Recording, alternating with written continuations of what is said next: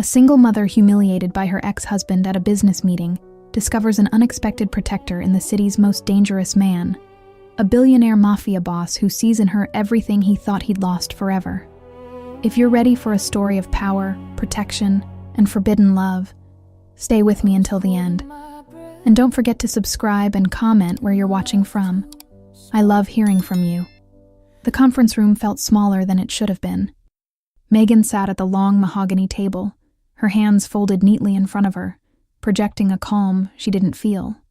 Her heart hammered against her ribs, a desperate, frantic rhythm that threatened to betray the composure she'd carefully constructed that morning. Across from her, Richard. No, she had to stop thinking of him as hers. Richard leaned back in his leather chair with the kind of ease that came from never having to fight for anything. His new attorney, a sharp-eyed woman in an expensive suit, shuffled papers with practiced efficiency. Next to Richard sat her, Vanessa, blonde, polished, wearing a diamond that caught the fluorescent light and threw it back like a weapon. The diamond that should have been Megan's. Megan's fingers tightened around each other beneath the table. She could feel the slight tremor starting in her wrists, traveling up her arms. She pressed her palms together harder, willing the shaking to stop. Her daughter Lily's face flashed in her mind. Those big brown eyes, the gap-toothed smile, the way she'd hugged Megan's legs that morning and whispered, "You're the bravest mama in the world." Brave. The word felt like a lie now. Ms. Thompson,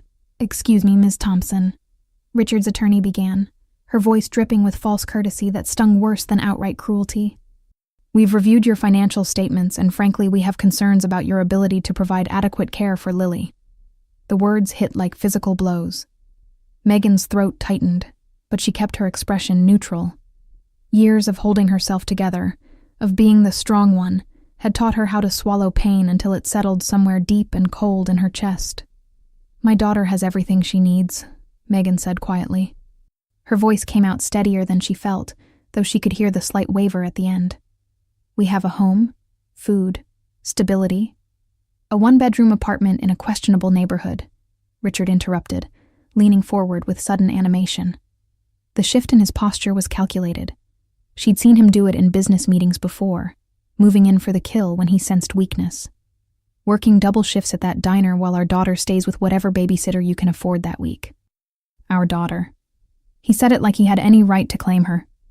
Like he hadn't walked out 2 years ago without looking back, leaving Megan 8 months pregnant and drowning in bills he'd racked up. "I work hard to provide for Lily," Megan said, and this time her voice cracked. She hated herself for it, for giving him that small victory. Richard's smile widened. It was the smile of a predator who'd just watched its prey stumble. "Work hard? You're a waitress, Megan. Meanwhile, I can offer Lily a proper home, private schools, opportunities. You can offer her money," Megan cut in, finding a spark of fire beneath the fear. Her hands unclenched, flattening on the cool wood of the table. "That's not the same as being a parent. You haven't seen her in 8 months. "Because you made it difficult," Richard countered smoothly, as if they'd rehearsed this. Maybe they had. Always with the excuses, the scheduling conflicts. But that's going to change. "My attorney is filing for primary custody." The room tilted. Megan gripped the edge of the table, her knuckles going white. The walls seemed to press in, the air growing thinner. She couldn't breathe properly. Short, shallow gasps that made her lightheaded. "You can't," she whispered. It came out broken, desperate. Everything she'd tried to hide. "We can," the attorney said, sliding a thick stack of papers across the table. "And we will. Unless you agree to Mr. Thompson's very generous visitation terms, which include extended summer custody and alternating holidays." Vanessa, silent until now, reached over and placed her manicured hand on Richard's arm. The gesture was possessive, deliberate. "We just want what's best for the child," she said, her voice syrupy sweet. "A stable home with 2 parents. Surely you can understand that." Something inside Megan shattered. The careful walls she'd built, the armor she wore every single day, cracked down the middle. Tears burned behind her eyes, and she blinked rapidly, refusing to let them fall. Not here. Not in front of them. "I need a moment," Megan said, pushing back from the table. Her chair scraped against the floor, a harsh, grating sound that echoed her internal scream. Take all the time you need, Richard said, magnanimous in his victory. We'll be here. Megan walked out on legs that didn't feel entirely solid. The hallway stretched before her, impossibly long, the walls a sterile white that hurt to look at. Her heels clicked against the tile, each step measured, controlled, even as everything inside her fell apart. She made it to the elevator, pressed the button, watched the numbers descend with agonizing slowness. The doors opened with a soft chime that sounded like mockery. Inside, alone, Megan let her head fall back against the mirrored wall. She closed her eyes. One tear escaped, trailing down her cheek in a hot, shameful path. Then another, and another. By the time the elevator reached the ground floor, she'd wiped her face clean, reapplied the mask, stepped out into the lobby of the high-rise building with her shoulders back and her chin up. She would not break, not where anyone could see. The lobby was all marble and glass, the kind of ostentatious wealth that Richard had always coveted. Megan headed for the main doors, her vision tunneling, focused only on escape. She didn't notice the man standing near the reception desk until she nearly walked into him. Careful, a voice said, deep, quiet, with an edge of something dark beneath the courtesy. Megan looked up, and her breath caught. He was tall, dressed in a charcoal suit that probably cost more than her rent, with dark hair and eyes that seemed to see straight through her careful composure. There was something about him, a stillness, a controlled power that made the air around him feel different, heavier, charged. I'm sorry, Megan murmured, moving to step around him. His hand caught her arm. Not hard, not threatening, but firm enough to stop her. The touch sent a jolt through her, unexpected, electric. She looked down at his hand, then back up at his face. You're upset, he said. Not a question, a statement. I'm fine. Megan lied automatically, trying to pull away. He didn't let go. His eyes narrowed slightly, studying her with an intensity that made her skin prickle. You're not fine. Someone hurt you. It wasn't a question that time either. Somehow, impossibly, this stranger could see what she'd worked so hard to hide. The tears she'd swallowed, the fear she'd buried, the humiliation that clung to her like a second skin. It's none of your business, Megan said, but her voice came out weak, shaky. Maybe not, he agreed. His thumb brushed once against her arm. Barely a touch, just a whisper of contact. And then he released her. But I don't like watching people get kicked when they're down. Something in his tone made her look at him again. Really look. There was something dangerous in his eyes, something cold and ruthless, but beneath it, or maybe woven through it, was something else. Recognition. Understanding. Who are you? Megan asked. The corner of his mouth lifted in what might have been a smile, though it didn't reach his eyes. Someone who knows what it's like to feel powerless, and someone who decided a long time ago never to feel that way again. He reached into his jacket and pulled out a card. Simple, elegant, with just a name and a phone number. No title, no company. Just Andrew Moretti. If you need help, he said, pressing the card into her hand, call me. Then he walked past her toward the elevator, leaving Megan standing in the middle of the lobby, holding a stranger's card, and feeling like the ground had shifted beneath her feet. She looked down at the name. Andrew Moretti. She knew that name. Everyone in the city knew that name, even if they pretended not to. Whispers in dark corners, rumors that people were smart enough not to repeat too loudly. Money, power, control over half the city's underground operations. The Mafia. Megan's fingers tightened around the card. She should throw it away. Walk out of this building and never think about the man with the dark eyes and the dangerous smile again. But she didn't throw it away. She slipped it into her purse and walked out into the cold afternoon air, where the wind cut through her coat and stole what little warmth she had left. Megan didn't sleep that night. She lay in her small bedroom, staring at the ceiling while Lily slept peacefully in the bed beside her. Their apartment was quiet except for the distant sound of traffic and the occasional voice drifting up from the street below. The walls were thin. She could hear her neighbor's television through the plaster. a late-night talk show laugh track that felt obscene in its cheerfulness. Her phone sat on the nightstand, screen dark, silent. Next to it, Andrew Moretti's card. She'd looked him up. Of course she had.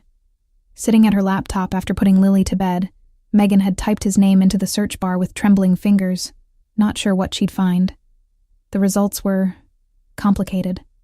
Andrew Moretti, 38 years old, CEO of Moretti Enterprises, a legitimate business empire that included real estate, hotels, restaurants. On paper, he was just another billionaire, one of the city's elite. But the truth lived in the spaces between the official records, in the news articles that asked careful questions without ever saying anything directly, in the way his name appeared in connection with certain establishments, certain people, certain events that the police never quite managed to investigate fully. The Moretti family. Old money. Old power. The kind of power that didn't show itself in daylight, but ran through the city's veins like blood. Dangerous. That's what he was. What he represented. And yet, Megan closed her eyes, remembering the way he'd looked at her. Not with pity. She couldn't have stood pity, but with something else. Recognition. As if he'd seen her, truly seen her, in a way no one else had in years. Someone who knows what it's like to feel powerless. His words echoed in her mind. A man like that. Wealthy, connected, feared. What could he possibly know about powerlessness? But she'd seen it in his eyes. That flash of something old and buried. A wound that had scarred over but never quite healed. Lily stirred beside her, making a small sound in her sleep. Megan turned on her side, watching her daughter's face in the dim light filtering through the curtains. 7 years old. Still young enough to believe that her mother could fix anything, protect her from everything. But Megan couldn't protect her from this. Richard had money, connections, a team of lawyers who could twist the truth until Megan looked like an unfit mother. And what did she have? A decent lawyer she could barely afford, a stack of bills that never seemed to get smaller, and the bone-deep exhaustion of someone who'd been fighting alone for too long. She reached for her phone. Her thumb hovered over the screen. This was insane. Calling a mafia boss for help? That wasn't how normal people solved their problems. That was how people ended up in worse situations than they started in, owing debts they could never repay. But what choice did she have? Megan unlocked her phone and pulled up the keypad. Her hands shook as she typed in the number from the card, each digit feeling like a step towards something she couldn't take back. She didn't hit call. Not yet. Instead, she set the phone down and pulled the blanket up over Lily, tucking it around her small shoulders. Her daughter mumbled something unintelligible and snuggled deeper into the pillow. "I love you," Megan whispered. "More than anything in this world." Then she picked up the phone again and pressed call before she could change her mind. It rang once, twice. On the third ring, he answered. "Megan." His voice was rougher than she remembered, scratched with sleep but alert, as if he'd been expecting her call. "It's 2 a.m. "I know," she said. Her voice came out barely above a whisper. She glanced at Lily, making sure she was still asleep, then slipped out of bed and moved to the living room, closing the door softly behind her. "I'm sorry. I shouldn't have—" "I told you to call if you needed help," Andrew interrupted. "I meant it." Megan sank onto the couch, pulling her knees up to her chest. The apartment felt even smaller in the dark, the walls pressing in. "I don't know why I'm calling. I don't even know you." "No," he agreed. "You don't." Silence stretched between them. But it wasn't uncomfortable. It felt expectant, as if he was giving her space to find her words. "My ex-husband wants to take my daughter away," Megan finally said, the words spilling out in a rush. "He abandoned us, disappeared, and now suddenly he wants custody. He has money, lawyers, a new wife who can give Lily everything I can't. And I'm just a waitress who can barely make rent. How am I supposed to fight that?" "You can't," Andrew said bluntly. "Not on your own." The truth of it hit like a fist to the gut. Megan pressed her hand over her mouth, swallowing down the sob that threatened to escape. "But you're not on your own anymore," he continued, his voice softer now. "Are you?" "I don't understand," Megan said. Why would you help me? You don't know me. What could you possibly want in return? Another pause. She could hear him breathing on the other end, slow and controlled. What do you know about me? He asked. Enough, Megan said carefully. Enough to know that people don't cross you. That you have power in this city. That you're… She trailed off, unable to say it. Dangerous, Andrew finished for her. You can say it, Megan. I know what I am. Then why? She asked again. Why offer to help me? Because I saw something today, he said. In that lobby. You were falling apart, but you held yourself together. You've been knocked down, but you're still standing. That takes strength. Real strength. And I respect that. That's not a reason to get involved in a custody battle, Megan said. No, he agreed. It's not. But maybe I have my own reasons. Maybe I'm tired of watching people with power use it to crush people who don't deserve it. Maybe I want to do something that matters for once. Does the reason matter if I can help you? Yes, Megan said immediately. Because I need to know what you want from me. I can't afford to owe you. I can't… You won't owe me anything, Andrew interrupted. And there was something fierce in his voice now. Something that made her believe him despite every instinct screaming that this was too good to be true. I don't want your money, Megan. I don't want your soul. I just want to help you keep your daughter. Why? She whispered one more time, needing to understand. The silence that followed was longer this time. When he finally spoke, his voice was quiet, almost vulnerable. Because someone should have helped my mother once. And no one did. Megan's breath caught. In those few words, she heard a story, one she suspected he didn't tell often. One that explained the darkness in his eyes, the controlled fury, the way he looked at her in that lobby as if he'd seen himself. Okay, she said before she could think better of it. Okay, help me. Meet me tomorrow, Andrew said. 4:00. There's a cafe on Westbridge Street, the Garden. Do you know it? I can find it, Megan said. Come alone. We'll talk about what happens next. All right. Megan, he said, just before she could hang up. You made the right choice. I promise you that. The line went dead. Megan sat in the darkness of her living room, phone still pressed to her ear, wondering if she'd just saved her daughter or damned them both. But when she finally went back to bed and wrapped her arms around Lily, she felt something she hadn't felt in years. Hope. Dangerous, fragile, terrifying hope. The Garden Cafe sat on a quiet corner of Westbridge Street, tucked between an antique bookstore and a florist. Megan had walked past it dozens of times, but never gone inside. The kind of place where a single cup of coffee probably cost more than her hourly wage at the diner. She stood outside now, her reflection staring back at her from the cafe's large windows. She'd changed clothes 3 times that afternoon, trying to find something that looked presentable.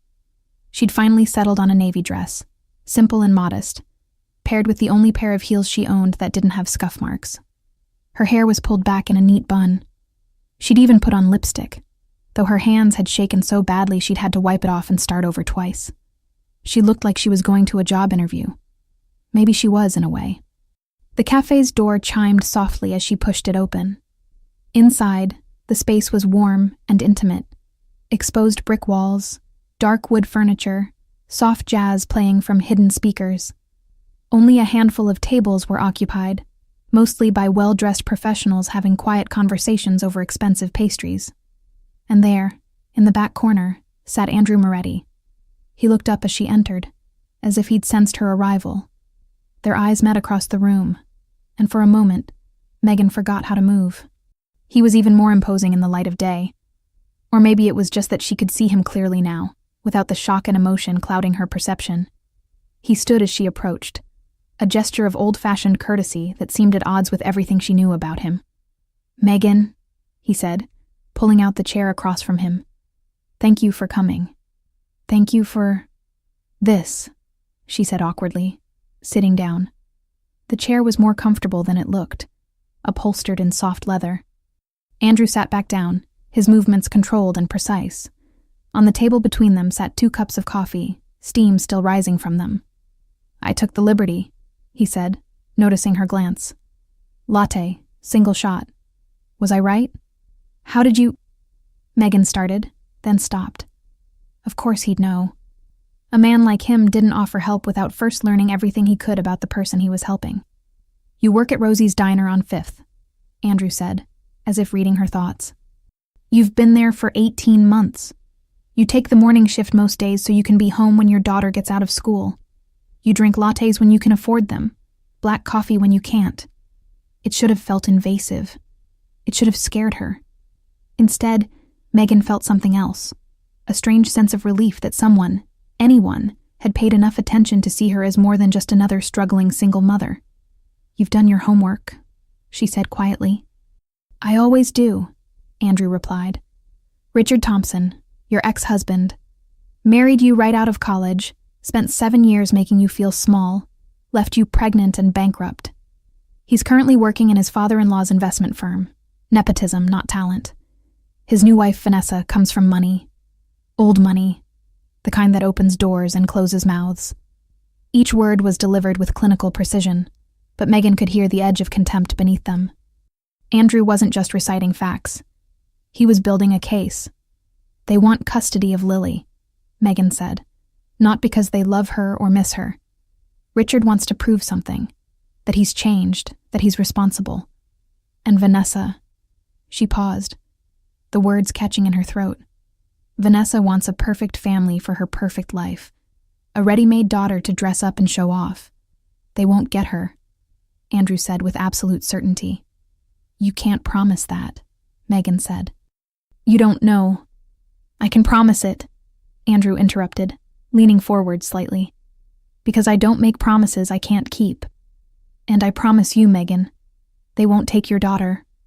The intensity in his voice, in his eyes, stole the breath from her lungs. This wasn't bravado or empty reassurance. This was a vow. How? She asked. Richard has lawyers, money, connections. And I have more of all three, Andrew said simply. Better lawyers, more money. Connections that go deeper than his father-in-law's country club membership. But why use them for me? Megan pressed. You said last night that you respect strength, that you want to help. But that's not enough. There has to be more. Andrew sat back, his expression unreadable. For a long moment he didn't speak, and Megan wondered if she'd pushed too hard, crossed some invisible line. Then he said, My mother was like you. The words hung in the air between them. She was strong, Andrew continued, his voice quieter now. Stronger than anyone I've ever known. But strength doesn't matter when you're up against people with power. My father, my biological father, was a wealthy man, important, connected. When he decided he was done with her, he took everything. The house, the money, any chance she had of starting over. She fought him in court for 2 years, trying to keep custody of me and my sister. Megan's chest tightened. She knew somehow how this story ended. She lost, Andrew said flatly. Not because she was a bad mother, because he had better lawyers, better connections, and a judge who golfed at his club. We were given to him, and he shipped us off to boarding schools. My mother, she didn't survive losing us. 6 months later, she was gone. Andrew, Megan whispered, his name feeling strange on her tongue. Too familiar, too intimate. I'm so sorry. Don't be, he said, and the walls came back up, his expression hardening. It was a long time ago, but I learned something from it. I learned that power is the only thing that matters in this world. Not justice, not fairness, not what's right. Just power. And I spent the rest of my life making sure I had enough of it that no one could ever do to me what my father did to my mother. Is that what this is? Megan asked. A chance to rewrite history? Andrew's eyes met hers, and in them she saw ghosts. Old pain, old rage, old grief that had calcified into something harder. Maybe, he admitted. Or maybe I just want to make sure that this time, the person who deserves to win actually does. Megan reached for her coffee, needing something to do with her hands. The cup was warm, solid, real. She took a sip, letting the heat settle in her chest. What would this look like? she asked. "If I accept your help." "I assign you one of my attorneys," Andrew said, switching seamlessly into business mode. "Marcus Chen, best custody lawyer in the state. He'll handle your case, build a defense that Richard's team can't touch. We'll also hire a private investigator to look into Richard's life. Men like him always have secrets. We just need to find them." "That sounds expensive," Megan said. "It is. I can't afford—" "You're not paying," Andrew cut in. "I am." "No," Megan said immediately. "I can't let you do that. I already told you. I can't afford to owe you." "And I already told you," Andrew said patiently. "You won't owe me anything. Consider it an investment in doing the right thing. People like you don't invest without expecting returns," Megan said, the words coming out sharper than she intended. Andrew didn't look offended. If anything, he looked impressed. "You're right. People like me don't. But maybe that's exactly why I'm doing this. To prove I can be something other than what people expect." Megan studied him across the table. The sharp lines of his face, the careful control in his posture, the darkness in his eyes that never quite went away. He was dangerous. She had no illusions about that. Men didn't build empires like his without being willing to do things that good people wouldn't. But there was something else there too. Something broken that recognized itself in her. "Okay," she said finally. "Okay. I accept your help." Something shifted in Andrew's expression. Satisfaction, maybe, or relief. He reached into his jacket and pulled out a sleek black phone, typing something quickly. "Marcus will contact you tomorrow," he said. "Give him everything. Documents, emails, any evidence you have of Richard's abandonment. Let him do his job." "What about you?" Megan asked. "Will I see you again?" Andrew looked up from his phone, and for just a second, his carefully constructed mask slipped. She saw something raw there, something hungry. "Yes," he said. "You'll see me again." It wasn't a threat. It was a promise. And somehow, that was more dangerous. 3 days passed like a held breath. Megan went through the motions of her life, waking Lily up for school, making breakfast, working her shifts at the diner, coming home to help with homework. Everything looked the same from the outside. But inside, she felt like she was standing on the edge of a cliff, waiting to see if she would fall or fly. Marcus Chen called her the morning after her meeting with Andrew. His voice was professional but warm, the kind that immediately put people at ease. They met at his office, a sleek space in the financial district with floor-to-ceiling windows that overlooked the city. "Mr. Moretti has briefed me on your situation," Marcus said, settling behind his desk with a legal pad and pen. "I'm going to need you to walk me through everything. And I mean everything. From the moment you met Richard Thompson to yesterday." So, Megan told her story. All of it. The early days when Richard had been charming, attentive, full of promises about their future together. The slow erosion of her confidence as he criticized her choices, her appearance, her friends. The way he'd isolated her, made her dependent on him, convinced her that she was lucky he'd chosen her. The day she'd told him she was pregnant, and the look on his face. Not joy, but trapped panic. The creditors who'd started calling a month later, revealing debts she'd never known about. The empty bank accounts, the eviction notice. And Richard, packing a bag in the middle of the night, saying he needed space to figure things out, promising he'd be back, never coming back. Marcus took notes the entire time, his expression never changing. When she finished, her voice hoarse from talking, he set down his pen and looked at her with something that might have been respect. "You've been through hell," he said simply, "and you survived it. That's going to matter in court." "Richard's lawyer said I'm unfit," Megan said, the words still stinging, "that I can't provide for Lily the way he can." "Richard's lawyers are going to say a lot of things," Marcus replied. "Our job is to prove that money isn't the same as love, that stability isn't measured in square footage or private school tuition, that you've been there for your daughter every single day while he's been absent for 2 years. "Will it be enough?" Megan asked. Marcus leaned back in his chair, steeping his fingers. "Honestly? In a fair world, yes. You're the primary caregiver. You have a stable home, a steady job, a clear history of putting your daughter first. But we both know the world isn't always fair. That's why I need Andrew, Megan said quietly. That's why you need me, Marcus corrected gently. Andrew opened the door, but I'm the one who's going to win this case. Trust me, Megan. This is what I do. She wanted to trust him. God, she wanted to believe that this would work, that she wouldn't lose her daughter to a man who'd never wanted her in the first place. There's one more thing, Marcus said. Andrew mentioned hiring a private investigator. His name is David Torres. He's already started looking into Richard's background. If there's anything at all, that we can use, David will find it. What kind of things? Megan asked. Financial improprieties, affairs, substance abuse, any behavior that would make Richard look less than ideal as a parent. Marcus paused. I know this might feel wrong, dirty even, but custody cases aren't won on moral high ground. They're won on evidence. Megan thought about Richard's face across that conference table. The smugness, the casual cruelty, the way he'd weaponized her poverty against her. Find everything, she said. I don't care if it feels dirty. I care about keeping my daughter. Marcus smiled, sharp and satisfied. That's exactly what I wanted to hear. That evening, Megan was wiping down tables at the diner when her phone buzzed in her apron pocket. She pulled it out, expecting a text from Lily's babysitter.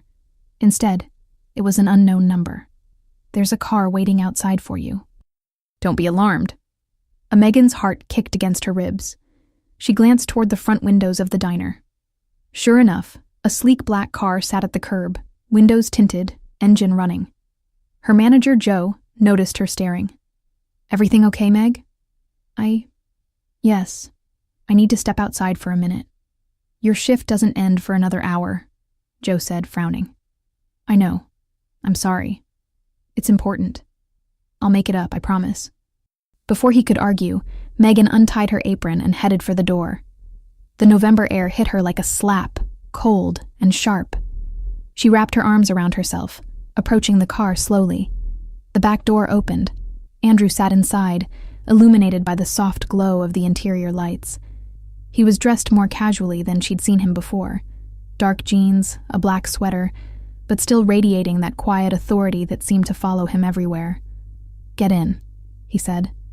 It wasn't quite a command, but it wasn't a request either. Megan hesitated only a second before sliding into the car. The door closed behind her with a soft click, sealing them into a pocket of warmth and leather-scented air. You can't just send a car for me while I'm working, Megan said, trying to sound firm. My boss is going to be furious. Your boss will be fine, Andrew said. I bought the diner this afternoon. You're getting a raise, by the way. Megan stared at him. What? You were being underpaid, Andrew said, as if purchasing an entire restaurant to give someone a raise was perfectly normal. Joe's a decent enough manager, but he cuts corners on wages. That's changing. You'll see the difference in your next check.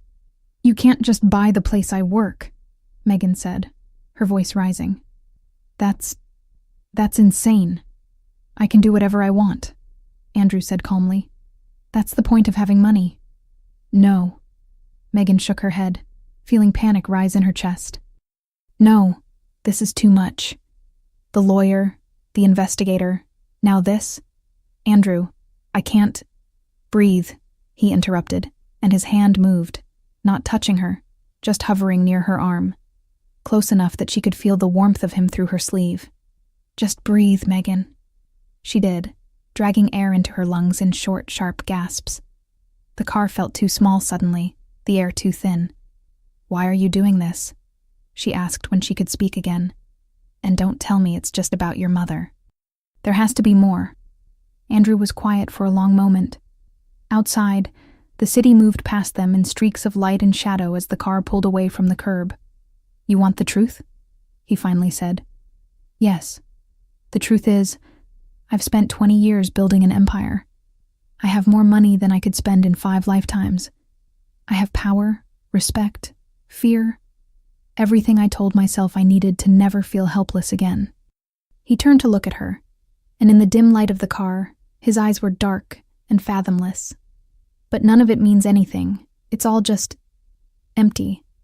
A monument to my own anger. Megan's breath caught at the raw honesty in his voice. And then I saw you in that lobby, Andrew continued, broken and fighting and refusing to stay down. And I thought, maybe this is what power is supposed to be for. Not building walls to keep people out, but using what I have to help someone who needs it. That's a very noble way of saying you want to play hero, Megan said softly, without malice. Maybe, Andrew admitted. Or maybe I just want to prove to myself that I'm more than what my father made me. The vulnerability in his words cracked something open in Megan's chest. This wasn't the dangerous Mafia boss everyone whispered about. This was just a man, scarred and searching, trying to be something better than his past. Where are we going? She asked.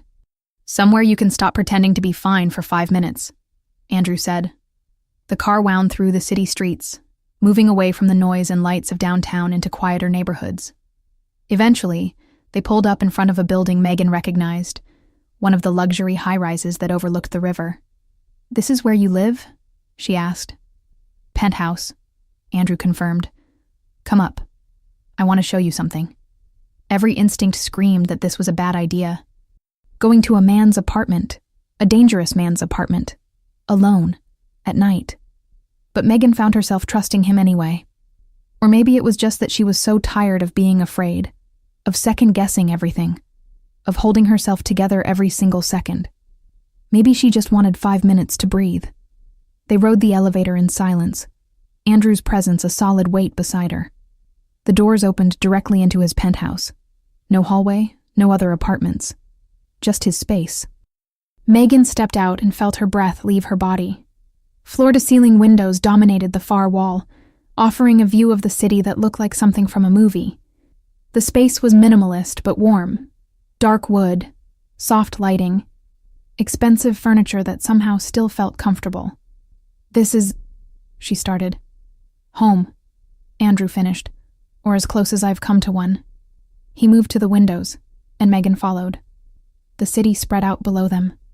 Millions of lights against the darkness. From up here, it looked almost peaceful. Beautiful, even. I come up here when I need to remember why I do what I do, Andrew said. All those lights, every single one of them is a person, a life, a story. Most of them good people just trying to survive. And down there, in the darkness between the lights, are the people who prey on them. The Richard Thompsons of the world. And what are you? Megan asked, turning to look at him. Are you one of the lights or one of the dark spaces? Andrew's smile was sad. I'm both. I've done things, Megan. Things I can't take back. Things that would make you walk out of here and never look back if you knew.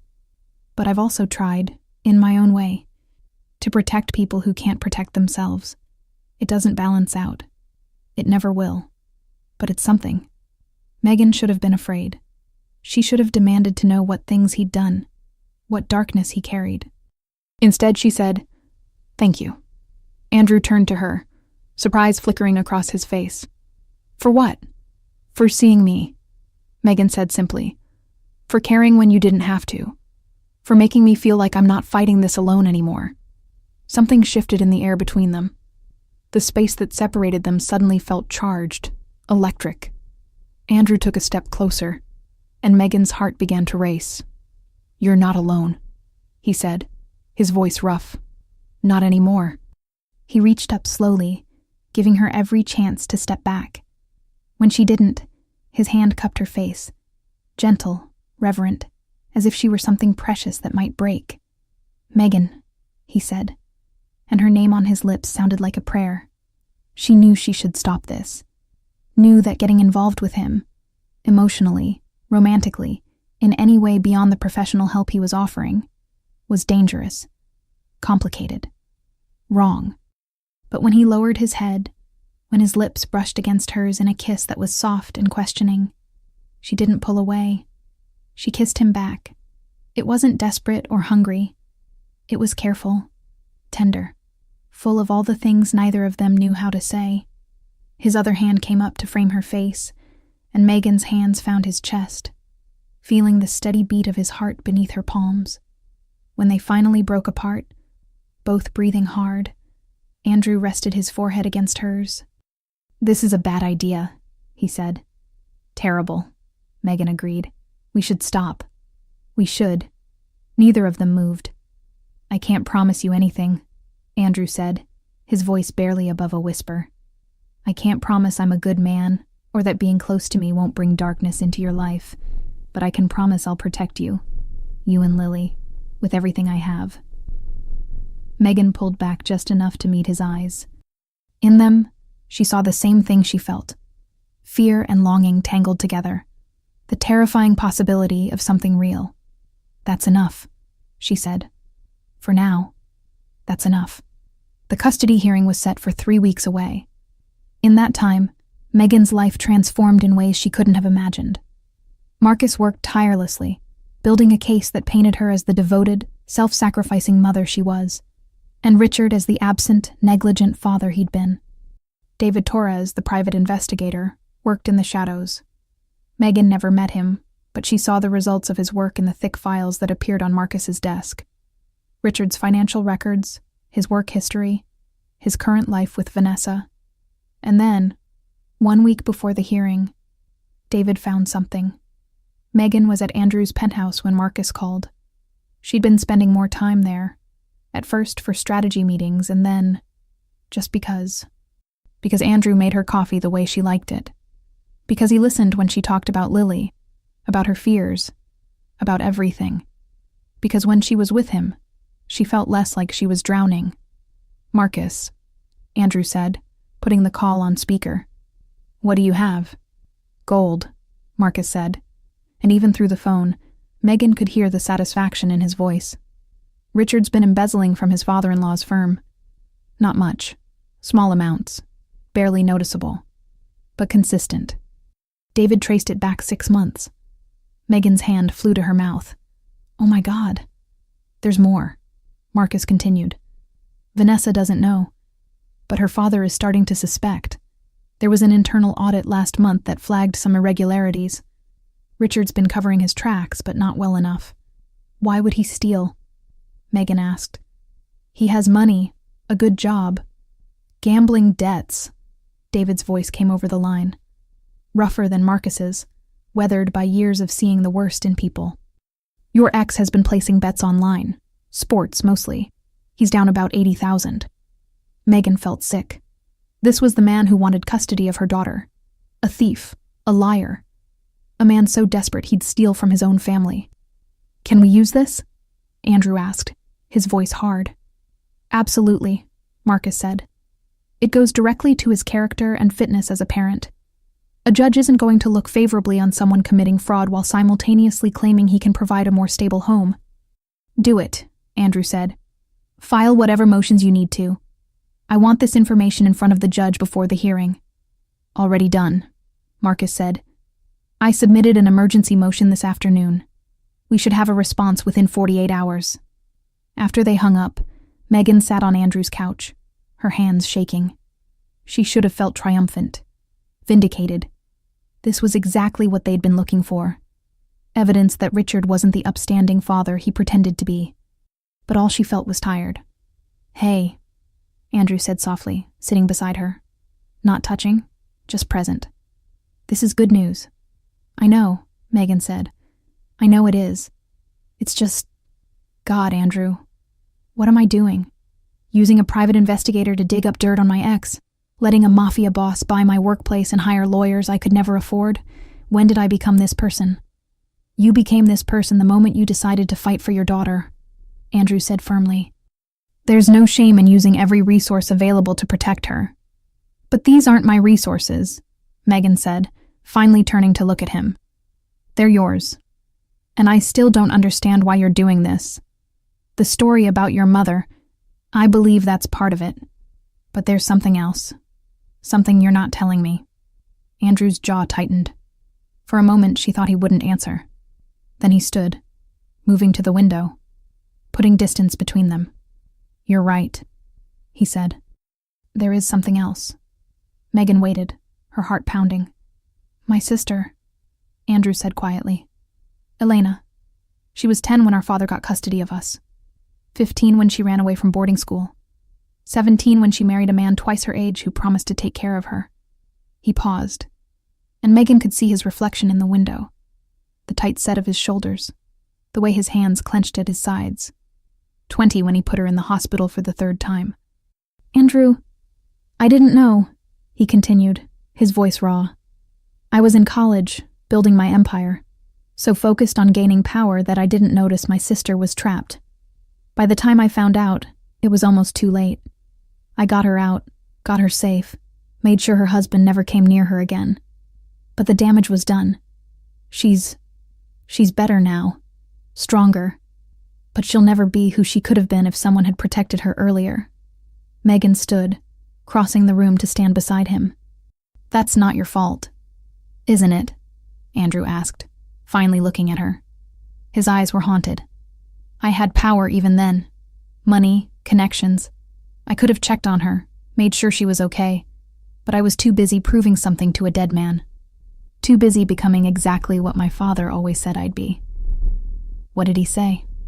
Megan asked softly. Andrew's laugh was bitter. That I was cold, ruthless, that I'd never care about anyone but myself. He reached up, almost touching her face, then dropped his hand.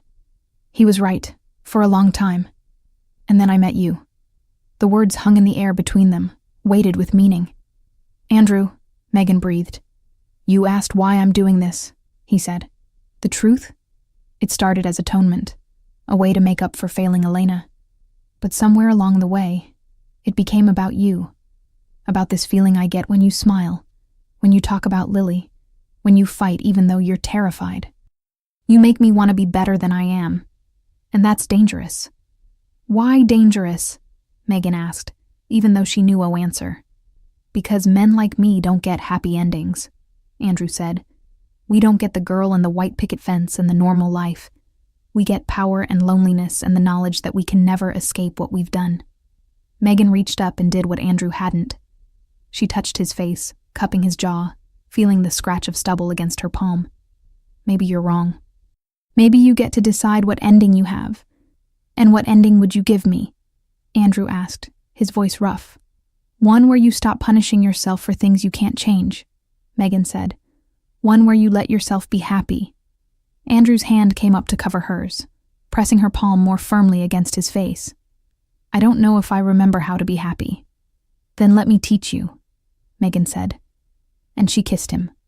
This kiss was a powerful acknowledgement of their connection, deep and certain. Andrew's arms came around her, pulling her close, and Megan melted into the embrace. She could feel the tension in his body, the barely controlled restraint, as if he were afraid of breaking her. I won't break, she whispered against his lips. I'm stronger than I look. I know, Andrew said, resting his forehead against hers. God, I know. That's what terrifies me. Because if you break anyway, if being close to me hurts you, I'll never forgive myself. Then don't hurt me, Megan said simply. Choose to be the man you want to be, not the man you're afraid you are. Andrew pulled back just enough to look at her, and in his eyes, she saw something shift, a decision being made, a door opening. Stay, he said. Tonight. Just stay here on the couch and we'll talk. I'll take the guest room. I can't, Megan said, even though she wanted to. Lily is with your neighbor until tomorrow morning, Andrew said. I know because I hired a babysitter to help Mrs. Chen. She's a professional, fully vetted, and she's paying Mrs. Chen 3 times her normal rate. Lily is safe and happy. Megan should have been annoyed that he'd arranged her life without asking. Should have asserted her independence, her boundaries. Instead, she said, You really do think of everything. I try, Andrew said with a small smile. So will you? Stay? Megan knew this was a line they couldn't uncross. That staying here, letting this become more than strategy meetings and stolen kisses, would complicate everything. But she was so tired of being alone. Yes, she said. I'll stay. The night wrapped around them like a secret. Andrew made dinner. Or rather, he had dinner delivered from a restaurant Megan couldn't pronounce the name of, with dishes that looked like art on the plate. They ate at his dining table, the city lights glittering below them like fallen stars. "Tell me about Lily," Andrew said, pouring wine into her glass. "Beyond the case. Who is she?" Megan's face softened instantly. "She's everything. Smart, funny, stubborn as hell. She wants to be a veterinarian when she grows up, because she loves animals more than people." She laughed softly. "Can't say I blame her. She's obsessed with marine biology right now, checks out every book about ocean life from the school library. Our apartment is covered in drawings of whales and dolphins." "She sounds remarkable," Andrew said, and he meant it. The warmth in his voice was genuine. "She is," Megan said. "She's the best thing I've ever done. The only thing I got right." "You've gotten more than one thing right," Andrew said quietly, his eyes holding hers across the table. Heat bloomed in Megan's chest. She took a sip of wine, needing something to do with her hands. "What about you? Tell me something real. Something that's not in the papers or the rumors." Andrew considered this, swirling the wine in his glass. "I hate violence," he finally said. Megan blinked in surprise. "You? What?" "I hate it," Andrew repeated. "The conflict, the fear, the waste of it all. But it's necessary sometimes in my world. People think men like me enjoy it, the power, the control. But every time I have to make a call that ends in violence, a part of me dies a little more." The confession was raw, honest in a way that made Megan's heart ache. "Then why stay in that world?" she asked. "You have enough money to walk away, start over." "It's not that simple," Andrew said. "The Moretti family has roots that go back 3 generations. There are people who depend on me, for jobs, for protection, for stability. If I walk away, what happens to them? And the power vacuum I'd leave behind. Other families would move in. Ones without any boundaries, any code." "So you're trapped," Megan said. "So I'm responsible," Andrew corrected. "There's a difference." Megan thought about that, about the weight he carried, the impossible choices he made every day. She'd thought her life was complicated, but Andrew's world was something else entirely. A constant balancing act between darkness and whatever light he could salvage. "Do you ever wish you were someone else?" she asked. "Every single day," Andrew admitted, "and never more than right now." "Why now?" He reached across the table, his fingers brushing against hers. A whisper of contact that sent electricity up her arm. "Because you make me want things I can't have. A normal life, a clean slate, the right to be someone you could love without shame." Megan's breath caught. "Andrew, I know," he said quickly, withdrawing his hand. "I know this can't be anything. You have Lily to think about, a life to rebuild. And I have everything else. But for tonight, can we pretend? Can we pretend I'm just a man and you're just a woman and the rest of the world doesn't exist?" Every logical part of Megan's brain screamed that this was dangerous, that letting herself feel anything for this man would only lead to heartbreak, that she should leave now, before this became something she couldn't walk away from. But her heart, her tired, battered, lonely heart, whispered something different. "Yes," she said. "For tonight, we can pretend." They moved to the living room after dinner, settling onto the couch with the city sprawling beneath them. Andrew turned on music, something soft and instrumental that filled the space between words. Megan tucked her feet under her, feeling more relaxed than she had in years. Maybe it was the wine. Maybe it era the exhaustion of fighting finally catching up to her. Or maybe it was just him, the way he looked at her like she was the only thing in the world that mattered. "Can I ask you something?" Andrew said. His arm stretched along the back of the couch behind her, not quite touching but close enough that she could feel the heat of him. "Depends on the question," Megan said. "What did you want to be? Before Richard? Before Lily? Before everything? What was your dream?" No one had asked her that in so long that Megan had to think about it, reaching back through layers of disappointment and survival to remember the girl she'd been. "A writer," she finally said. "I wanted to write novels, stories that made people feel something, that helped them escape their own lives for a little while." She laughed, but it came out sad. "God, that sounds so naive now." "It sounds beautiful," Andrew said. What stopped you? Life, Megan said simply. College, then Richard, then bills, then pregnancy. My laptop died 3 years ago and I couldn't afford to replace it. Even if I could, when would I write? Between my shifts and taking care of Lily and trying to keep our heads above water? What if you had time? Andrew asked. What if you didn't have to work double shifts? What would you write? Megan closed her eyes, letting herself imagine it. Love stories, she said, but real ones. Not the fairy tale kind where everything works out perfectly. Stories about people who are broken finding each other. About second chances and choosing to be brave even when you're terrified. That sounds like your story, Andrew said softly. Megan opened her eyes and found him watching her with an intensity that stole her breath. Maybe, she admitted. If it has a happy ending. What would a happy ending look like? Andrew asked. I keep Lily, Megan said immediately. That's non-negotiable. Everything else, I don't know. Security, peace. Maybe someone who sees me, really sees me, and doesn't run away from what they find. I see you, Andrew said, his voice rough. And I'm not running. The distance between them felt like a living thing. Charged, electric, begging to be crossed. Megan knew she should maintain it, keep this professional, safe. But she was so tired of safe, so tired of being alone. She leaned in. Andrew met her halfway. This kiss was different from the others, hungrier, more desperate.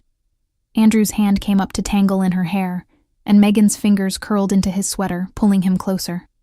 She could taste wine on his lips, could feel the controlled restraint in the way he held her, like she was something precious, something that might disappear if he held too tight. Megan, he breathed against her mouth, his forehead pressed to hers. Tell me to stop. I don't want you to stop, she whispered. Something in Andrew's control cracked. He held her close, his hands framing her face as he kissed her again, a powerful expression of his fierce devotion. Megan's hands found his chest, feeling the rapid beat of his heart beneath her palms. He was just a man, she reminded herself. Flesh and blood and wanting, just like her. But he wasn't just a man. He was Andrew Moretti. Dangerous, powerful, wrapped in shadows she couldn't fully see. And she was falling for him anyway, despite every warning voice in her head. We should talk about this, Andrew said, though he didn't stop kissing her, trailing his lips along her jaw, down her neck, making her shiver. Later, Megan said, tilting her head to give him better access. We can talk later. Megan, Andrew said again, and this time he pulled back enough to look at her. His eyes were dark, pupils blown wide, but there was something else there too. Concern. I need you to be sure, because once we cross this line, I won't be able to go back. I won't be able to pretend I don't feel what I feel. What do you feel? Megan asked, her heart pounding so hard she was sure he could hear it. Andrew's hand cupped her face, his thumb brushing across her cheekbone with devastating tenderness. Everything, he said simply. I feel everything when I look at you. And it terrifies me, because I don't know how to keep you safe from my world, while also keeping you in my life. Then don't, Megan said. Don't keep me safe. Just be honest with me. Trust me to make my own choices. Even if those choices put you in danger? Andrew asked. Even then, Megan said. I've been making dangerous choices since the day I met you. At least with you, I know what I'm choosing.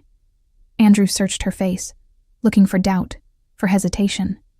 When he found none, something shifted in his expression. Surrender, maybe, or acceptance. Stay with me tonight, he said. We'll talk until morning. I want to tell you everything, but I'll sleep on the couch. Megan knew what he was asking, knew that this would change everything between them, complicate an already impossible situation. But she was so tired of being afraid, of holding herself apart from anything that might hurt her. Okay, she said. We'll talk. Andrew's relief was palpable. He didn't lift her this time. Instead, he led her back to the couch, where they sat close, talking for hours as the city lights twinkled outside, choosing to build their relationship on trust, not recklessness.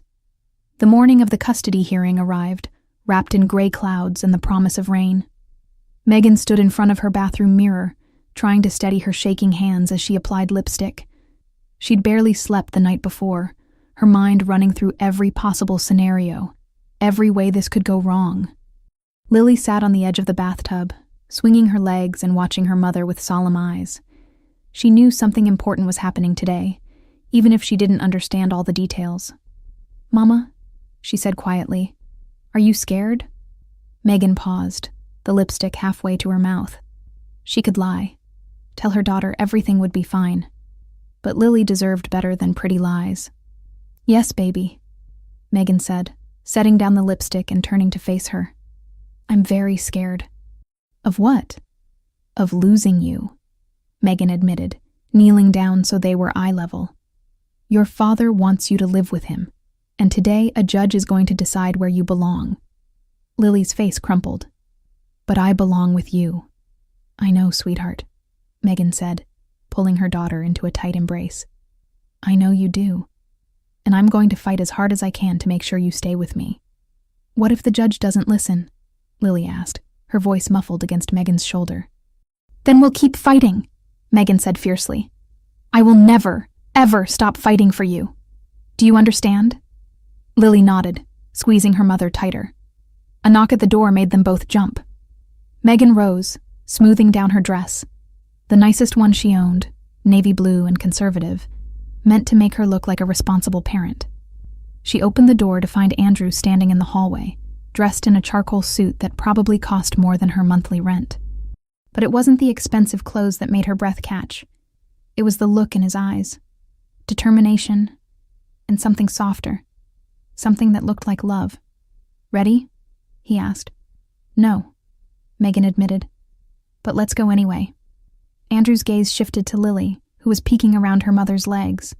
"Hi, Lily," he said gently. "I'm Andrew. I'm a friend of your mom's." Lily studied him with the unnerving directness of children. "Are you helping my mama?" "I'm trying to," Andrew said, crouching down to her level. "Is that okay with you?" Lily considered this, then nodded. "Okay. But you have to promise to take good care of her. She doesn't always take good care of herself." Something passed across Andrew's face. Surprise, maybe, or affection. "I promise," he said solemnly. "Your mom is very important to me." Satisfied, Lily grabbed her backpack. "Can we go now? Mrs. Chen is making pancakes." They dropped Lily off with the neighbor, who'd agreed to watch her during the hearing. Megan kissed her daughter goodbye 3 times, holding on just a little too long, trying not to think about what it would mean if this was one of her last mornings like this. "I love you," she whispered into Lily's hair. "More than anything in the whole world." "I love you too, Mama," Lily said. "You're going to win. I know you are." Megan wished she had her daughter's faith. The courthouse was everything Megan had feared. Cold, imposing, built to intimidate. She walked through the metal detectors with Andrew at her side, his hand resting lightly on the small of her back. The touch was grounding, reminding her she wasn't alone. Marcus met them in the hallway outside the courtroom, his expression professionally neutral. "Everything's in order," he said. "The judge received all our motions, including the information about Richard's embezzlement. His attorneys filed a counter motion claiming the evidence was obtained illegally, but it was denied." "What does that mean?" Megan asked. "It means the judge knows what kind of man your ex-husband is," Marcus said with grim satisfaction. "Now we just need to make sure she understands what kind of mother you are." The courtroom doors opened, and Megan's stomach dropped. Inside, she could see Richard sitting at the opposing table with his attorney and Vanessa. He looked confident, relaxed, like this was just another business meeting. When he saw Megan, his expression shifted to something that might have been pity, as if he'd already won. "Breathe," Andrew murmured beside her. "You've got this." They took their seats. Marcus on one side of Megan, Andrew on the other. She could feel the eyes of everyone in the courtroom on them, wondering who the man in the expensive suit was, what his presence meant. "All rise," the bailiff called. The Honorable Judge Patricia Chen presiding. The judge was a woman in her 60s, with silver hair and sharp eyes that seemed to take in everything at once. She settled into her seat, reviewing the files in front of her with efficient precision. We're here today for the matter of custody regarding Lily Thompson, Judge Chen said. I've reviewed both petitions and the supporting evidence. This is not a trial, but a hearing to determine what arrangement serves the best interest of the child. Mr. Collins, you may begin. Richard's attorney stood, smoothing his tie. Thank you, Your Honor. My client, Richard Thompson, is seeking primary custody of his daughter Lily. For the past 2 years, the child has lived in substandard conditions with her mother, who works excessive hours and cannot provide the stability and opportunities that my client can offer. Megan's hands clenched in her lap. Marcus placed a calming hand on her arm. Ms. Thompson. Excuse me, Ms. Morgan. Collins continued, getting her name wrong deliberately. Works at a diner, earning barely above minimum wage. She lives in a 1-bedroom apartment in a neighborhood with high crime rates.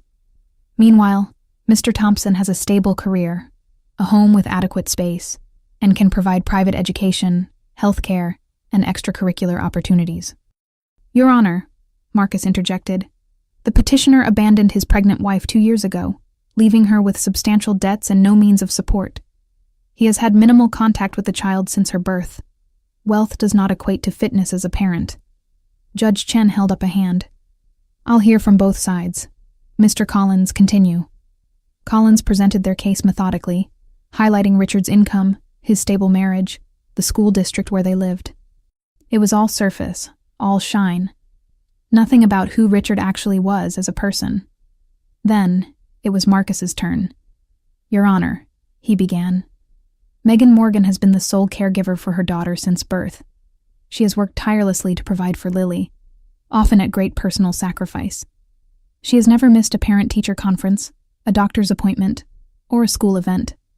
Lily's teachers describe her as a devoted mother who prioritizes her daughter's well-being above everything else.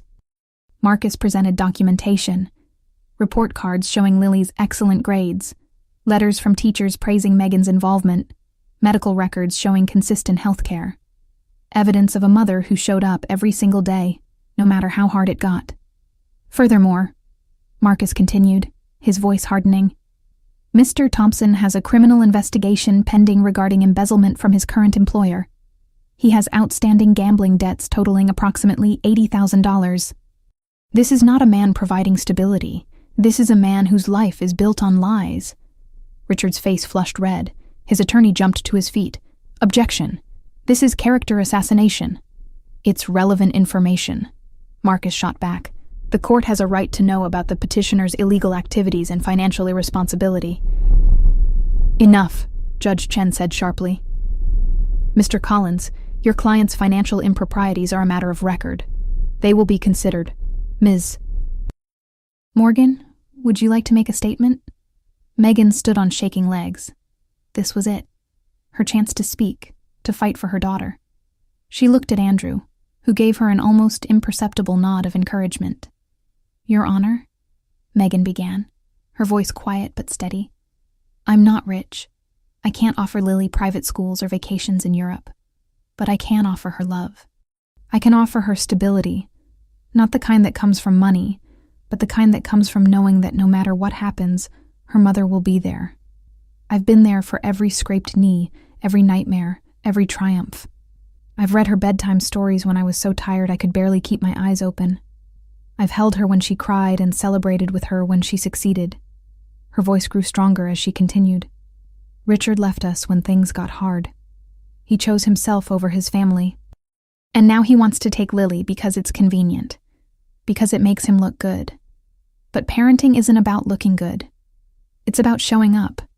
And I've shown up every single day. Tears streamed down her face, but she didn't wipe them away. Let the judge see her emotion, her passion, her absolute refusal to give up. Please, Megan said, please don't take my daughter away from the only home she's ever known. I'm begging you. The courtroom was silent. Judge Chen's expression was unreadable. Mr. Thompson, she said, stand up. Richard stood, his confidence finally wavering. Why now? Judge Chen asked. Why, after 2 years of minimal contact, are you suddenly interested in custody? I made mistakes, Richard said, but I've changed. I can provide a better life. A better life than one with her mother who has been there since day one? Judge Chen interrupted. Mr. Thompson, I've read the investigation reports. I know about the embezzlement, the gambling, the debts. You're not seeking custody because you've changed. You're seeking it because you want to appear reformed to your employer and your wife's family. Am I wrong? Richard's mouth opened and closed. No words came out. Judge Chen turned her sharp gaze to Megan. Ms. Morgan, your devotion to your daughter is clear. However, I do have concerns about your living situation and financial stability. Megan's heart sank. Which is why, Judge Chen continued, I'm ordering Mr. Thompson to pay child support retroactively from the date of Lily's birth, plus ongoing support. Additionally, primary custody will remain with Ms. Morgan. Mr. Thompson will have supervised visitation rights, pending the resolution of his legal issues. The words took a moment to sink in. She'd won. She'd actually won. Megan's legs gave out, and she sank back into her chair. Marcus was saying something, shaking her hand, but she couldn't hear him over the roaring in her ears. Andrew's hand found hers under the table, squeezing tight. Across the room, Richard looked like he'd been punched. Vanessa was pale, her perfect composure cracking. Court is adjourned, Judge Chen said, banging her gavel. It was over. Lily was hers. Megan barely remembered leaving the courtroom. One moment she was sitting there, numb with relief, and the next she was in the hallway with Andrew's arms around her, holding her up as the reality of what had just happened crashed over her in waves. You did it, Andrew murmured into her hair. God, Megan, you did it. We did it, she corrected, pulling back to look at him. His eyes were bright, not with tears, but with something fierce and proud. I couldn't have done this without you. Yes, you could have, Andrew said. You're stronger than you know. Marcus approached, a rare smile on his professional face. Congratulations, Ms. Morgan. I'll file all the necessary paperwork today. Child support will be processed through the court system, and we'll arrange supervised visitation with Mr. Thompson. You should have the first payment within 2 weeks. 2 weeks. Money that would mean she could breathe, could stop working double shifts, could maybe even start saving for something beyond next month's rent. Thank you, Megan said, her voice thick with emotion. Thank you for everything. It was my pleasure, Marcus said. Winning cases like this, the ones that actually matter, those are the ones I live for. He shook Andrew's hand. I'll send you my final invoice. Send me hers too, Andrew said, nodding toward Megan. Andrew, no, Megan started. Yes, Andrew said firmly. You're not arguing about this, not today. Marcus excused himself, leaving them alone in the busy courthouse hallway. People streamed past, lawyers, defendants, families caught up in their own dramas. But Megan only saw Andrew. I need to go get Lily, she said. Tell her the good news. I'll drive you, Andrew offered. They made it halfway to the exit when a voice stopped them cold. Megan, wait. She turned to find Richard standing there, Vanessa conspicuously absent. He looked smaller somehow, diminished. The confidence that had always armored him had cracked, leaving something raw and almost human underneath. What do you want? Megan asked, and was proud that her voice didn't shake. Richard faltered, running a hand through his hair. I wanted to say I'm sorry. For everything. For leaving, for the debts, for trying to take Lily. You were right. I wasn't doing it for her. I was doing it for me. Megan studied the man she'd once loved, once built her whole life around. She waited for anger, for vindication, for any of the emotions she'd imagined feeling in this moment. Instead, she just felt tired. Okay, she said simply. Richard blinked. Okay, that's it? What do you want me to say? Megan asked. That I forgive you? I don't. At least not yet. But I also don't have the energy to hate you anymore. You're Lily's father. You'll always be part of her life. So we'll figure out how to make the visitation work, and we'll be civil for her sake. But you and me? We're done. We've been done for a long time. Something like relief crossed Richard's face. I know. I needed you to know that I see it now. What I lost. What I threw away. Then don't throw away your chance to know your daughter, Megan said, Show up for the visitations. Be consistent. Prove that you've actually changed, instead of just saying it. Richard nodded. I will. I promise. He walked away, shoulders hunched, looking nothing like the man who'd tried to destroy her just hours ago. Andrew's hand found the small of Megan's back. You okay? Yeah, Megan said, surprised to find it was true. I think I am. Mrs. Chen's apartment smelled like maple syrup and coffee when they arrived.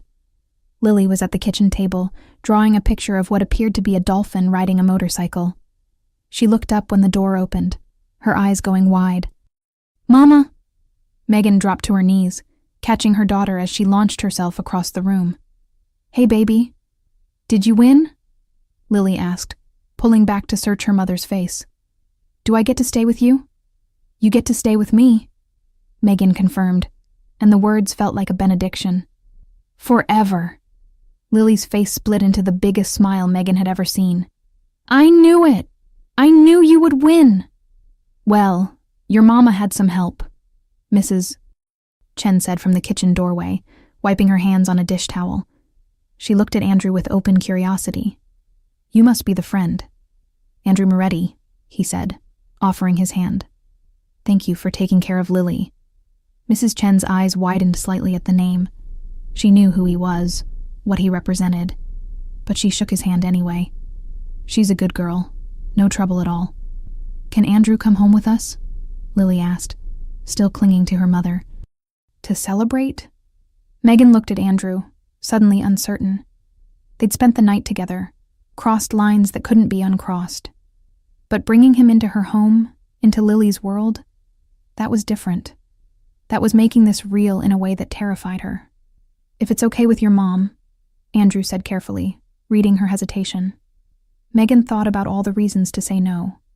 The complications, the dangers, the impossibility of their situation.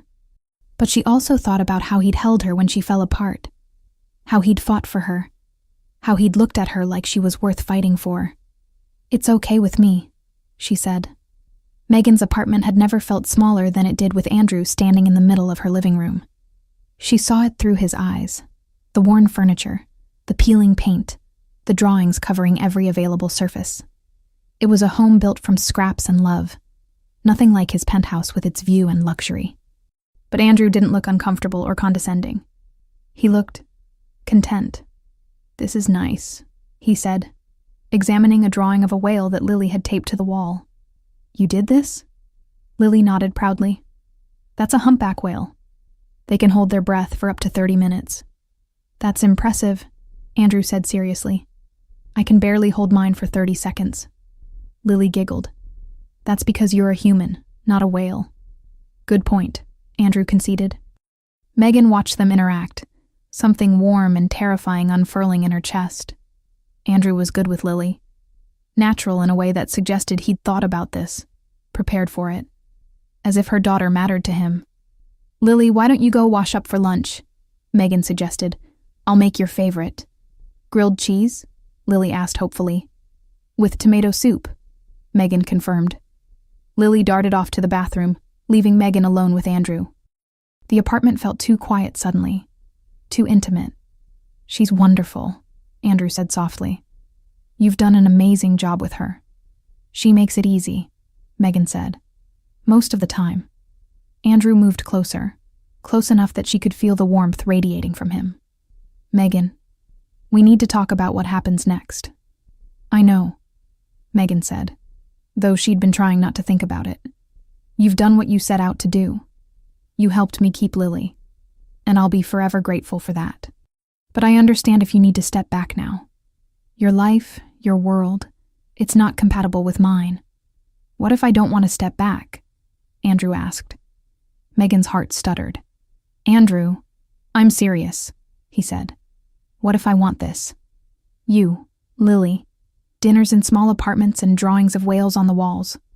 What if I want the thing I never thought I could have? You can't, Megan said, even though saying it felt like tearing something vital out of her chest. You're Andrew Moretti. You have responsibilities, obligations, a world that doesn't include single mothers and their 7-year-old daughters. I can make it include you, Andrew said intensely. I can protect you, keep you safe from anything dark in my life." "No," Megan interrupted. "You can't promise that. You said it yourself. There's always danger in your world, and I can't expose Lily to that. I won't." The words hung between them like a sentence. Andrew's jaw tightened. "So what are you saying? That last night meant nothing? That we're just walking away from this?" "I'm saying that last night was goodbye," Megan said, forcing the words out even as they destroyed her. "I care about you, Andrew, more than I should. But I'm a mother first, and my daughter's safety comes before everything else. Even this. Even you. Megan, please," she said, and her voice cracked. "Please don't make this harder than it already is. You've given me so much. My daughter, my freedom, a chance to start over. But I can't give you what you want. Not when it puts Lily at risk." Andrew looked like she'd physically struck him. His hands clenched at his sides, and she could see him fighting for control. "I would never let anything happen to her," he said fiercely. "Or to you. I know you believe that," Megan said gently. "But you can't control everything. And the moment something from your world touches my daughter, I'll never forgive myself. Or you." The sound of water running in the bathroom stopped. Lily would be back any second. "I need you to leave," Megan said quietly, "before she gets attached. Before this becomes harder than it already is." Andrew stared at her for a long moment, and Megan saw everything she felt reflected in his eyes. Longing, grief, and underneath it all, understanding. He knew she was right, even if he hated it. "Okay," he finally said. "Okay, but Megan, if you ever need anything, ever, you call me. Promise me that." "I promise," Megan said, though she knew she never would. Andrew moved toward the door, then paused. In 2 steps he was in front of her, his hand cupping her face with devastating tenderness. "I would have loved you," he said quietly. "If you'd let me. I would have loved you both so much." Then he kissed her, soft and sad and final, and walked out of her apartment. Megan stood frozen in the middle of her living room, listening to his footsteps fade down the hallway. Only when she heard the building door close did she let herself sink onto the couch, pressing her fist against her mouth to hold in the sob that wanted to escape. "Mama?" Lily's voice came from behind her. "Where did Andrew go?" Megan wiped her eyes quickly, pasting on a smile before turning around. "He had to leave, baby. He has work to do." "Oh," Lily said, disappointed. "I liked him. He was nice." "Yeah," Megan said softly. "He was. Will we see him again?" Megan thought about Andrew's dark eyes, his careful hands, the way he'd looked at her like she was something precious. She thought about the life they could never have, the future she'd just walked away from. "No, sweetheart," she said. "I don't think we will." 6 months passed like water through cupped hands. Megan fell into a new rhythm, one built on child support payments that arrived like clockwork, work shifts that no longer required her to be gone before Lily woke and home after she slept, and supervised visits with Richard that were awkward but peaceful. She'd been promoted to assistant manager at the diner. The raise wasn't much, but combined with the support payments, it meant she could finally breathe. She'd even started saving, a little jar on top of the refrigerator where she dropped spare bills, dreaming of maybe, someday, being able to afford a 2-bedroom apartment. Lily was thriving. Her grades were excellent. Her teacher praised her creativity and kindness, and she'd joined the school's marine biology club. She drew less these days, too busy reading, learning, growing into the remarkable person Megan had always known she'd become. From the outside, their life looked good, stable, everything Megan had fought for. So why did she feel like something vital was missing? She tried not to think about Andrew, tried not to wonder what he was doing, if he thought about her, if he'd moved on to someone whose life was less complicated. But late at night, after Lily was asleep, Megan would find herself staring at her phone, at the contact she'd never deleted, her thumb hovering over his name. She never called. She'd made her choice. She'd chosen safety over passion, stability over the wild, terrifying possibility of love. And it had been the right choice. She was sure of it. most of the time. The call came on a Tuesday afternoon, just as Megan was finishing up the lunch rush at the diner. "Ms. Morgan?" An unfamiliar voice on her phone. "This is Detective Sarah Martinez with the City Police Department. I need you to come down to the station. There's been an incident involving Andrew Moretti." Megan's blood turned to ice. "What kind of incident? Is he okay?" "I'd prefer to discuss this in person," Detective Martinez said. "Can you come now?" Yes. Yes, I'll be there in 20 minutes. She told Joe she had an emergency. Didn't explain, couldn't explain, and grabbed her coat. Her hands shook as she drove to the police station, mind racing through terrible possibilities. Andrew hurt.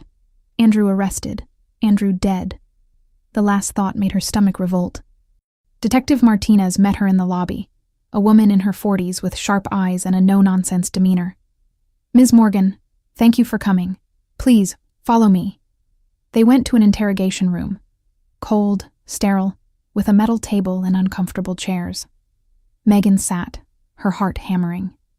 "Mr. Moretti was involved in an altercation this morning," Detective Martinez began. "He's been taken to the hospital with moderate injuries. Nothing life-threatening," she added quickly when Megan gasped. "But the circumstances of the altercation are complicated." "What happened?" Megan asked. Detective Martinez slid a folder across the table. Inside were crime scene photos, an alley, broken glass, evidence of a struggle. "Your ex-husband was attacked," Detective Martinez said. "He was assaulted by 3 men. They would have killed him if Mr. Moretti hadn't intervened." Megan stared at the photos, trying to process. "Andrew saved Richard?" "According to witnesses, Mr. Moretti was leaving his office building when he saw your ex-husband being dragged into an alley. He went in alone, unarmed, as far as we can tell, and fought off 3 armed men. All of the aggressors were detained," Martinez confirmed. "I don't understand," Megan said. "Why would anyone attack Richard?" Detective Martinez's expression turned grim. "The men who attacked him are associated with an illegal gambling operation. Your ex-husband owed them money. A lot of money. When he couldn't pay, they decided to send a message. The embezzlement. The gambling debts. They'd thought it was resolved, but apparently Richard had just dug himself deeper. And Andrew, Mr. Moretti, he stopped them." "He did," Martinez confirmed. "The question is why. Mr. Moretti has, let's say, a reputation. He doesn't typically involve himself in random street violence.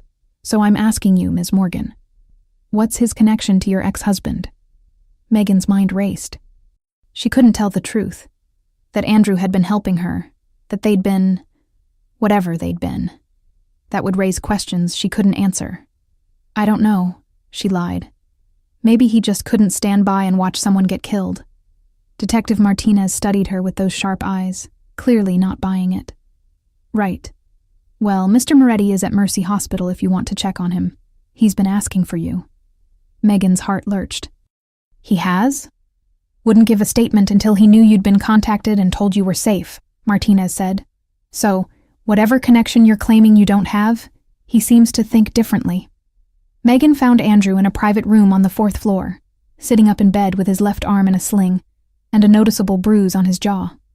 He looked up when she entered, and the relief that flooded his face was so profound it made her chest ache. "Megan," he said, her name coming out rough. "Thank God." "What were you thinking?" she demanded, though her voice came out softer than she intended. "Fighting 3 armed men? You could have been killed." "They were going to kill him," Andrew said simply. "Your ex-husband. And I know you don't love him anymore, but Lily does. She needs her father. Even if he's an idiot who can't stop making the same mistakes." Megan sank into the chair beside his bed, suddenly exhausted. "You did this for Lily?" "I did it for you," Andrew corrected. "Because you're the kind of person who would blame yourself if something happened to him and you could have prevented it. Because you've been through enough pain. And I'll be damned if I let more of it touch you if I can stop it." "Andrew, I know what you're going to say," he interrupted. "That you made your choice. That we can't be together because of my world, my dangers. And you're right. You're absolutely right. He paused, his eyes intense on hers. But that doesn't mean I stopped caring. It doesn't mean I stopped wanting to protect you and Lily from everything bad in this world. Even if I can't be part of your lives, I can still do that much. Tears burned in Megan's eyes. You're going to get yourself hurt trying to protect us from a distance. Maybe, Andrew said with a sad smile. But at least I'll die knowing I did something that mattered. Don't, Megan said sharply. Don't talk like that. She reached for his hand without thinking, the uninjured one, and threaded her fingers through his. His grip tightened immediately, like he'd been waiting for permission to hold on to her.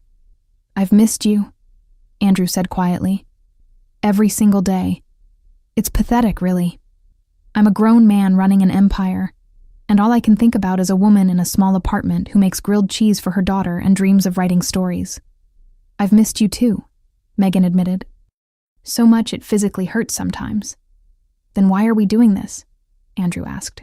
Why are we staying apart when we both want the same thing? Because wanting isn't enough, Megan said. Because I have to think about Lily.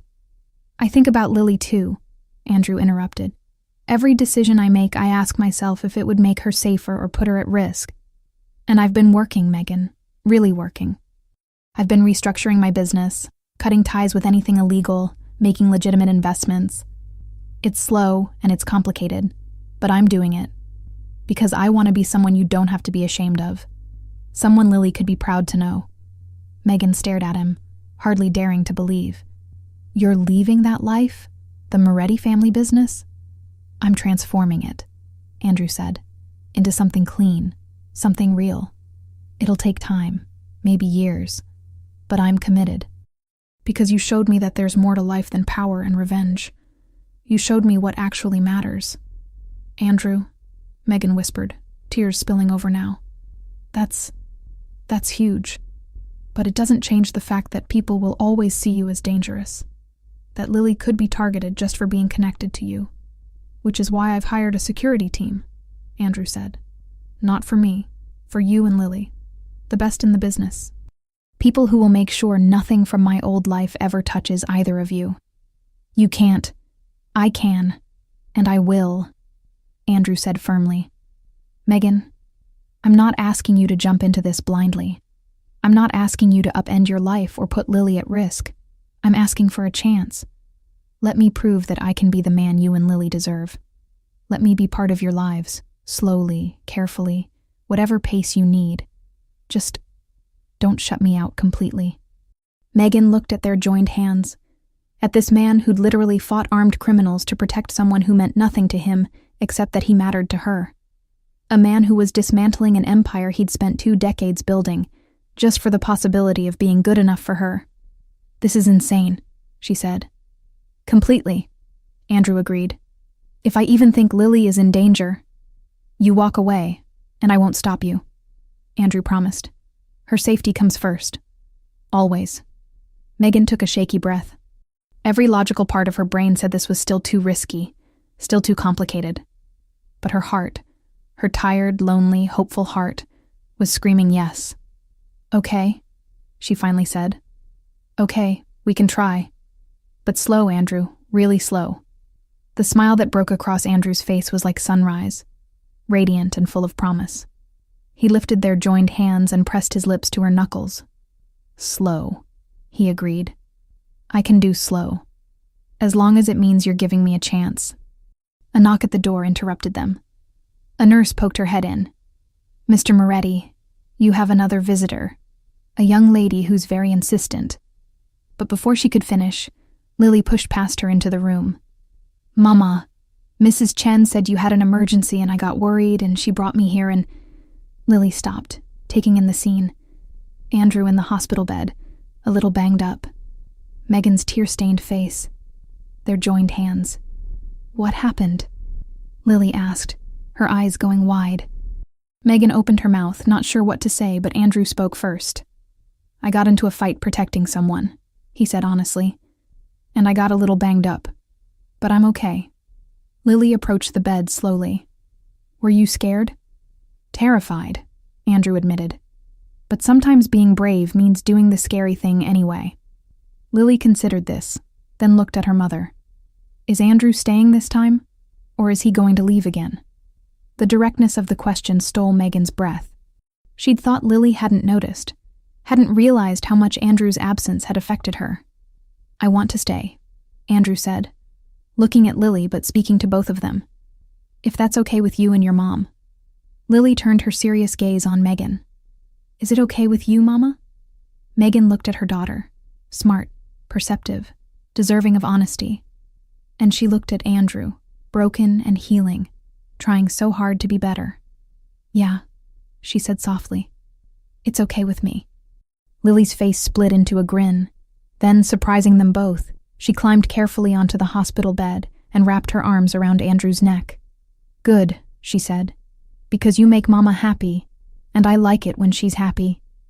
Andrew's good arm came up to hug her back, and Megan saw his eyes go bright with unshed tears. I like making your Mama happy too, he said quietly. And you, I like making both of you happy. Megan watched them together, her daughter and this impossible man, and felt something inside her finally settle, like a puzzle piece clicking into place, like coming home after a long journey. It wouldn't be easy.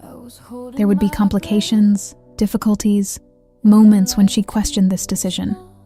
But looking at Andrew's face as he held her daughter, at Lily's obvious joy, at the possibility of a future she'd never let herself imagine,